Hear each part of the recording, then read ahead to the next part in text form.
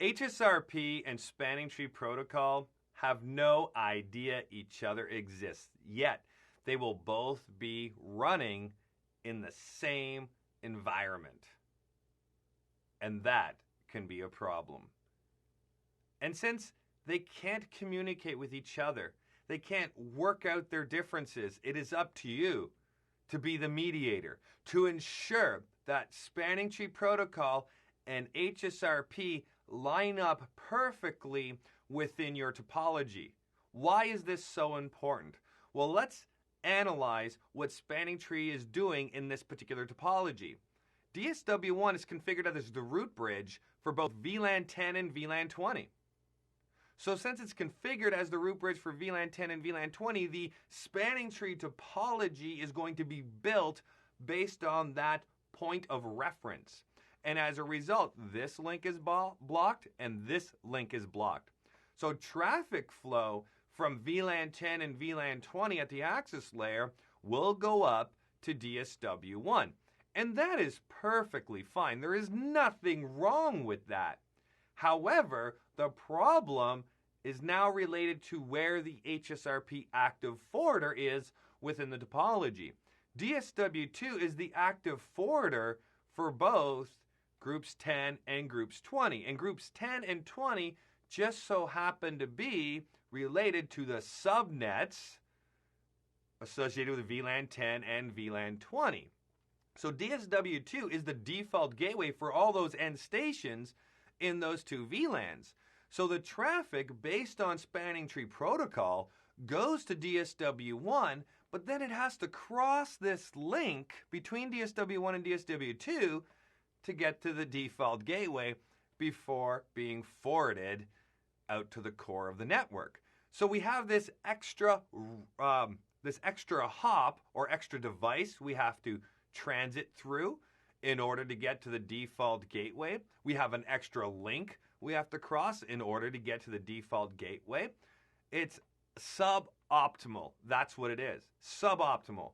Whereas if we had lined up HSRP and Spanning Tree Protocol perfectly, then DSW1 would be the active forwarder while it is also the root bridge. And then the traffic that arrives at DSW1 can be directly sent out to the core instead of having to be sent to DSW2.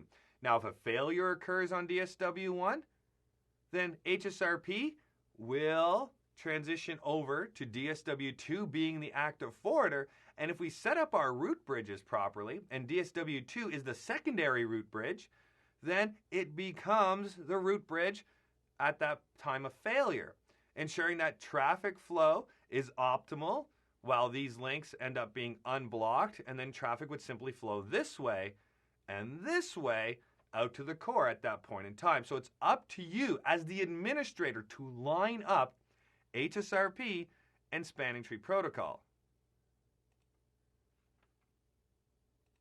Let's analyze this live environment and see if HSRP and Spanning Tree Protocol are lined up. Currently, DSW1, if we look at the output of show standby, is the active forwarder for group 10. And group 10 is associated with interface VLAN 10, which is the 10.1.1.0/26 subnet.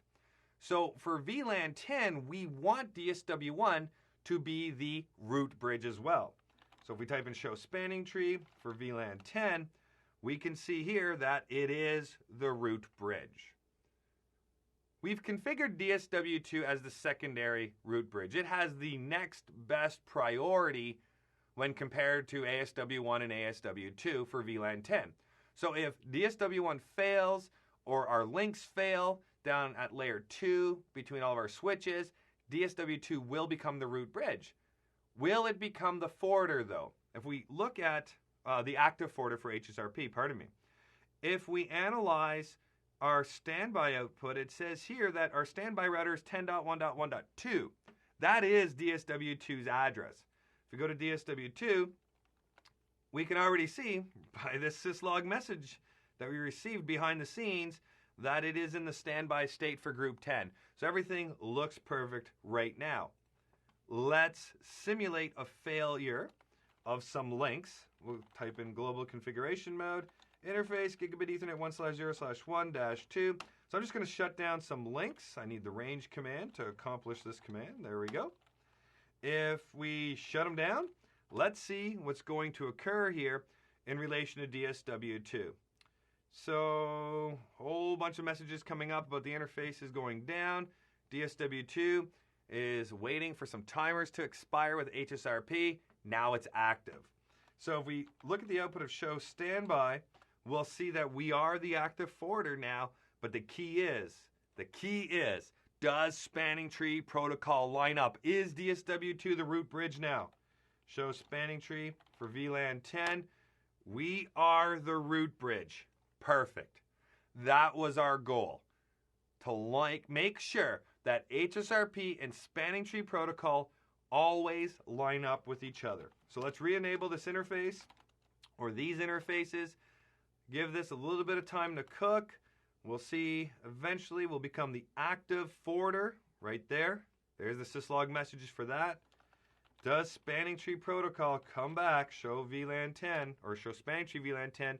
We are the root bridge as well as the active forwarder. So keep in mind, when designing your layer 2 environment where spanning tree protocol and HSRP exist, that it is your responsibility to make sure that they line up to optimize traffic flow.